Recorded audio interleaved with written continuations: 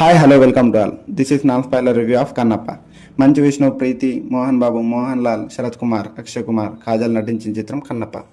స్టోరీలోకి వెళ్తే, తిన్నాడు దేవుడు అంటే నమ్మకం లేనివాడు మరి ఏ విధంగా దైవభక్తుడుగా మారాననేది స్టోరీ. అయితే నాకైతే డీసెంట్గా అనిపించింది movie. Below average first half, decent second half. First half అంతగా ఎక్కలేదు, రియాలిటీగా దూరంగా ఉంటుంది. వార్ సీన్స్ కూడా అంతగా నచ్చలేవు, స్లోగా అనిపిస్తుంది. ఫస్ట్ హాఫ్లో ఏదైనా బాగుందంటే మోహన్ లాల్ గారి సీన్స్.